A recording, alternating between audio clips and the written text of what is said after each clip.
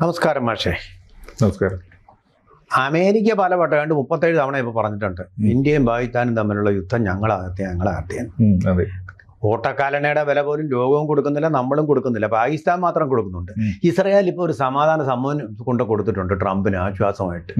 Nobel സമ്മാനം കിട്ടാത്തതിന്റെ ആ നിരാശ തീരാൻ വേണ്ടിയിട്ട് കൊച്ചു പിള്ളേർക്ക് കളിപ്പാട്ടം കൊടുക്കുന്നത് പോലെ പല്ലൊക്കെ എടുത്ത് കളയുമ്പോൾ ഒരു കളിപ്പാട്ടം വാങ്ങിച്ചു കൊടുക്കും പല്ലിന്റെ വേദന മാറ്റാൻ എന്ന് പറഞ്ഞ പോലെ, അത് കിട്ടാത്തതിന്റെ വേദന മാറ്റാൻ. ഇപ്പൊ പുതിയൊരു അവകാശവാദി വന്നിരിക്കുന്നു, യുദ്ധം നിർത്തി ഞാനാണെന്നും പറഞ്ഞു.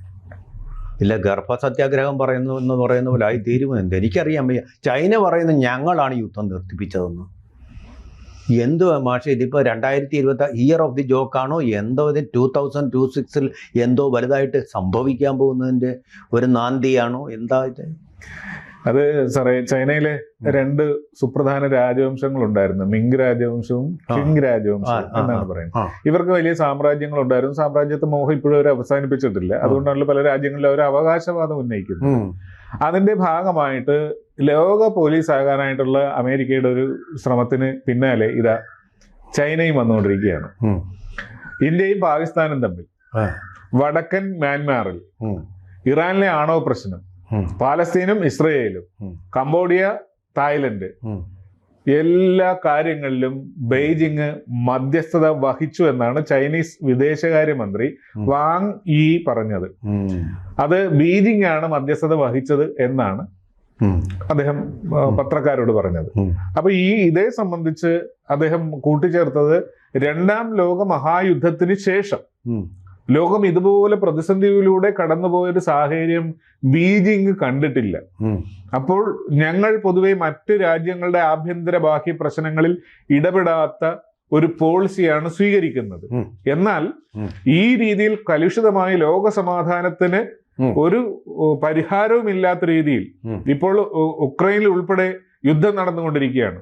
ഈ രീതിയിലുള്ള യുദ്ധകാഹളം മുഴങ്ങുമ്പോൾ ഒരു അന്താരാഷ്ട്ര മര്യാദ പാലിച്ചുകൊണ്ടും ഉത്തരവാദിത്തപ്പെട്ട ആഗോള റോൾ വഹിക്കാനുള്ള ശേഷിയുള്ള രാജ്യമെന്ന നിലയിലും ചൈന അതിന്റെ കർത്തവ്യം നിരന്തരമായി നിശബ്ദമായി നിർവഹിച്ചുകൊണ്ടേയിരുന്നു.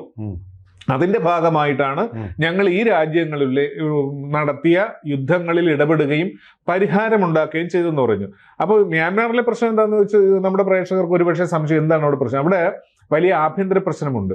അതായത് അരാക്കൻ ആർമിയും മ്യാൻമാർ ഭരണകൂടവും തമ്മിൽ വലിയ തോതിലുള്ള സംഘർഷത്തിലാണ്. അരാക്കൻ ആർമി പല ഭാഗങ്ങളും പിടിച്ച് എടുത്തിരിക്കുകയാണ്. അപ്പൊ ഇവർ തമ്മിലുള്ള സംഘർഷം രൂക്ഷമാകാതിരിക്കുവാൻ വേണ്ടി ഇടപെട്ടു ചൈന എന്നാണ് അവകാശവാദം.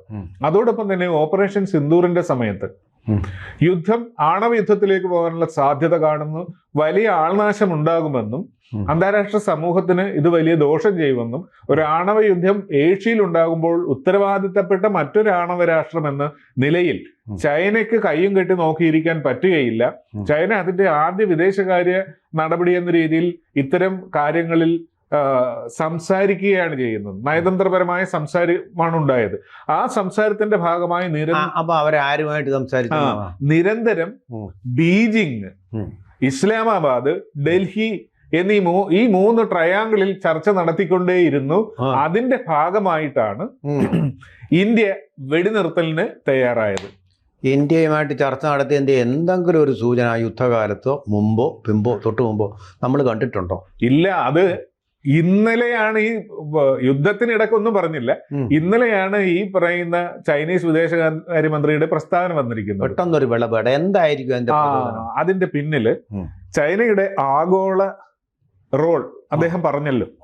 ഈ ആഗോള റോൾ ഉറപ്പിച്ചെടുക്കണം. ട്രംപിനെ നമ്മൾ സ്വാഭാവികമായിട്ട് തള്ളിക്കളഞ്ഞു. ട്രംപിന്റെ പ്രസ്താവന നോബൽ സമ്മാനത്തിന് വേണ്ടിയുള്ള ഒരു കോമാളിത്തരമാണെന്ന് ലോകം തന്നെ തിരിച്ചറിഞ്ഞ് അമേരിക്കക്കാർ പോലും അതിന് വില കൽപ്പിക്കുന്നില്ല. അങ്ങനെ വന്നപ്പോൾ പിന്നെ ആര്? ഇന്ത്യ ഒറ്റക്കാണോ? ഇന്ത്യയുടെ മുഖ്യ റോൾ, അതായത് ഇന്ത്യ അതിശക്തമായി ഏഷ്യയിൽ നിൽക്കുന്ന ഒരു മസിൽ പവറായിട്ട് ഇപ്പൊ മാറിയിരിക്കുകയാണ്. അതായത് അന്താരാഷ്ട്ര തലത്തിൽ ചൈനയേക്കാൾ സാധ്യതയും സ്വീകാര്യതയും ഇന്ത്യക്കുണ്ട്. ഇതിന് മാറ്റം വരുത്തണം.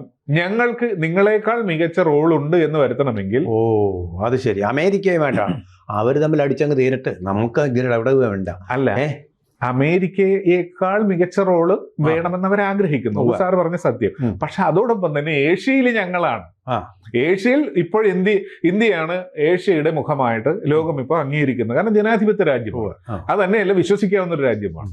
അപ്പോൾ ആ ഏഷ്യയുടെ ഒരു മേജർ റോള് വഹിക്കുന്ന ഇന്ത്യ ഞങ്ങളുടെ കീഴിൽ ഞങ്ങളുടെ നിർദ്ദേശപ്രകാരം ഞങ്ങളോട് പറഞ്ഞ് ചേട്ടാ ഇതൊന്ന് നമുക്ക് എങ്ങനെയെങ്കിലും തീർക്കണമെന്ന് സഹായിക്കണമെന്ന് പറയുമ്പോൾ ഞാൻ പറഞ്ഞിട്ടാണ് പാകിസ്ഥാൻ അടങ്ങിയത്, ഞാൻ പറഞ്ഞിട്ടാണ് മോദിയെ നിലക്ക് നിർത്തിയത് എന്ന രീതിയിലേക്ക് ചർച്ച വന്നു. ഇതിനെ ഉടനെ തന്നെ ഇന്ത്യൻ വിദേശകാര്യ മന്ത്രാലയം പ്രസ്താവന ഇറക്കി. മോദി ഉൾപ്പെടെ പറഞ്ഞു ഇന്ത്യ യാതൊരു തരത്തിലുള്ള മൂന്നാം കക്ഷിയുടെയും ഇടപെടൽ ഇന്ത്യയിലെ ഒരു കാര്യത്തിനും ഞങ്ങൾ ഒരിക്കലും സ്വീകരിക്കുന്നതല്ല.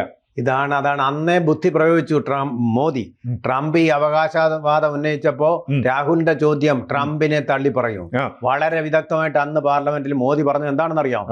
ഒരൊറ്റ രാജ്യവും ഈ കാര്യത്തിൽ ഞങ്ങളുമായിട്ട് ഒരു ഒത്തുതീർപ്പ് ചർച്ച നടത്തിയിട്ടില്ല. വിളിച്ചത് പാകിസ്ഥാന്റെ പട്ടാള മേധാവി മാത്രമാണ്. ഞങ്ങൾ തകർന്നേ അയ്യോ എന്ന് നിലവിളിച്ചു. അതുകൊണ്ട് ഇനി എന്നോട് പറയണ്ട, പട്ടാളമാണിപ്പോ യുദ്ധം നടത്തുന്നത്, അവരെ വിളിച്ച് വേണമെങ്കിൽ ചോദിച്ചിട്ട് പോകാൻ പറഞ്ഞു എന്നാണ് പറഞ്ഞത്. നമ്മുടെ നാട്ടിൻപുറത്ത് വീട്ടിൽ വന്നു കഴിഞ്ഞാലേ ഒന്നുമില്ല പട്ടിണിയാണെന്ന് പറഞ്ഞു എന്നോടൊന്നും പറയണ്ട, അപ്പുറത്ത് വടക്കേപ്പുറത്ത് കഞ്ഞിവെള്ളം വല്ലതും ഉണ്ടെങ്കിൽ എടുത്ത് കുടിച്ചിട്ട് പോകും എന്ന് പറയുന്ന പോലെ. DGMO തല ചർച്ചകൾ നിരന്തരമായി മെയ് 10 ന്യൂഡൽഹിയും ഇസ്ലാമാബാദും ഞങ്ങളുമായിട്ട് ബെയ്ജിങ്ങുമായിട്ട് നിരന്തരം ചർച്ച നടത്തിയതിന്റെ ഭാഗമായി ആണ് ഈ സംഭവം നടന്നത്. പക്ഷേ ഇന്ത്യയുടെ പ്രതിനിധിയെ ഏതൊരു യുദ്ധമുണ്ടായാലും നമ്മൾ അയൽ രാജ്യങ്ങളിൽ പ്രതിനിധി അയക്കും. അതെന്താ വെച്ചാൽ നമ്മുടെ നയപദ്ധതികൾ പറയാനാണ്, നമ്മളെ സഹായിക്കണമെന്നോ നിങ്ങൾ ഇടപെടണമെന്ന് പറയാനല്ല. അത് ഇന്ത്യ ഇതപര്യന്തമുള്ള ഒരു ഇന്ത്യയുടെ പ്രശ്നങ്ങളിലും അത്തരം ഒരു സമീപനം കൊണ്ടുവന്നില്ല. കാശ്മീർ ഇത്ര നാളും കത്തി നിന്നപ്പോൾ മൂന്നാം കക്ഷി ഇടപെടലിനെ അമേരിക്ക തന്നെ ട്രംപ് അധികാരമേറ്റ ആദ്യഘട്ടത്തിൽ കാശ്മീർ പ്രശ്നം പരിഹരിക്കാൻ ഞാൻ ഇടപെടാമെന്ന് വാഗ്ദാനം ചെയ്തു. ആദ്യ ട്രംപ് ഭരണത്തിൽ ഇന്ത്യ ഡിനൈ ചെയ്തു. ഇന്ത്യ അത് നമ്മളുടെ സ്വാതന്ത്ര്യ സമരത്തിന് ശേഷമുള്ള ശശി തരൂർ സൗദി അറേബ്യ ചെന്ന് പറഞ്ഞു ഇന്ത്യയും പാകിസ്ഥാനും ആയിട്ടുള്ള പ്രശ്നങ്ങളിൽ ഒരു ഇന്റർലൊക്യൂട്ടറായിട്ട് പ്രവർത്തിക്കണമെന്ന്. ഇന്ത്യ മുഴുവൻ പ്രതിഷേധിച്ചു. അദ്ദേഹം അത് പിൻവാങ്ങി. അതിൽ അത് അദ്ദേഹം ഈ പറയുന്ന അദ്ദേഹത്തിന്റെ അന്താരാഷ്ട്ര പരിചയം വെച്ചുകൊണ്ടുള്ള ഡിപ്ലോമാറ്റിക് ടോക്ക് അവിടെ നടത്തിയതാണ്. കാരണം അത് അതേക്കുറിച്ചൊരു ചോദ്യം വരുമ്പോൾ ഇങ്ങനെയൊക്കെ പറയാമല്ലോ എന്ന്. പക്ഷെ ഇന്ത്യ വളരെ സീരിയസ് ആയിട്ട് എടുക്കുന്ന ഒരു കാര്യമാണ് ഈ നമ്മുടെ ആഭ്യന്തര കാര്യങ്ങളിൽ. അതെ, രണ്ട് ബൈലാറ്ററലാണ്, അതിനകത്തൊരു തേർഡ് പാർട്ടിയുടെ ആവശ്യമില്ല എന്നുള്ളത്. ഇനി ഇതുകൊണ്ടുള്ള ദോഷം എന്തെന്ന് വെച്ചിട്ടുണ്ടെങ്കിൽ ഇപ്പൊ ഇന്ത്യ നമ്മൾ തള്ളി പറയുന്നില്ല, നമ്മൾ അതിനൊന്നും മിണ്ടുന്നില്ല. ചൈനയുമായിട്ട് ഒരു അസ്വാരസ്യത്തിന് വേണ്ട എന്നാണ് നമ്മൾ തീരുമാനിച്ച് ഈ പ്രസ്താവനയ്ക്ക് നമ്മൾ പ്രതികരണം അമേരിക്കയുടെ താരിഫിന് മിണ്ടാതിരുന്ന പോലെ മിണ്ടാതിരുന്നുള്ള കുഴപ്പം എന്താണെന്നറിയോ? ഇത് ഇവർ എസ്റ്റാബ്ലിഷ് ചെയ്യുകയും ഇന്ത്യയുടെ നയങ്ങൾ തീരുമാനിക്കുന്നതിൽ ചൈനക്ക് മുഖ്യ പങ്കുണ്ട്, ഏഷ്യയിലെ രാജാവ് ഞങ്ങളാണെന്നൊരു സ്ഥാനത്തിലേക്ക് അവർ സ്വയം അവരോധിതരാകും. അതിന് നമ്മൾ ഇപ്പോഴേ മൂക്കുകയറിട്ടിട്ടുണ്ട്. ഇതിപ്പോ എട്ടുകാലി മമ്മൂഞ്ഞ് പറയുന്ന പോലെ ഇപ്പൊ രണ്ട് എട്ടുകാലി മമ്മൂഞ്ഞന്മാരാ, ഒന്ന് ചൈനയും ഒന്ന് അമേരിക്കയും. അവരുടെ വയറ്റിലുണ്ട്.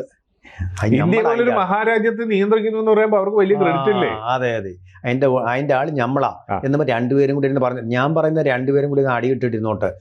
അപ്പൊ ചൈന പറയും ഞങ്ങളാണ് ഏഷ്യയിലെ നമ്പർ 1, നിങ്ങളല്ല എന്ന് പറഞ്ഞിട്ട്. നിങ്ങൾ എത്ര വലിയ ആള്, അമേരിക്കയായിട്ട് നിങ്ങൾ ലോകതലത്തിൽ മത്സരിക്കണം.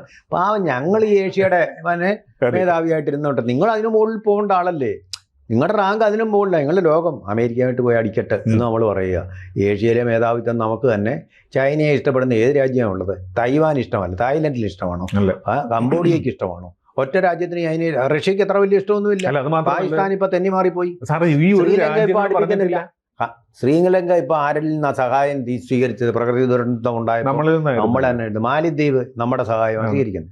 അവിടെ എങ്ങും വലിയൊരു സ്റ്റാൻഡും ഫുട് പ്രിന്റും ഇല്ല. പുള്ളി ലോകത്ത് മത്സരിക്കട്ടെ, ജപ്പാനുമായിട്ട് മത്സരിച്ചു. പക്ഷേ ഇദ്ദേഹം ഇത് പറയുമ്പോഴും ഈ വടക്കൻ മ്യാൻമാറിൽ യുദ്ധം തീർന്നെന്ന് മ്യാൻമാർ പറഞ്ഞിട്ടില്ല, ഇറാനിലെ ഓപ്പറേഷൻ തീർന്നെന്ന് ഇറാൻ പറഞ്ഞിട്ടില്ല, പാലസ്തീനും ഇസ്രയേൽ ഇത് പറഞ്ഞിട്ടില്ല, അതോടൊപ്പം തന്നെ കംബോഡിയയും തായ്ലൻഡും പറഞ്ഞിട്ടില്ല. ഇപ്പൊ സംഭവിച്ചത് എന്താന്ന് ഞാൻ പറയാം.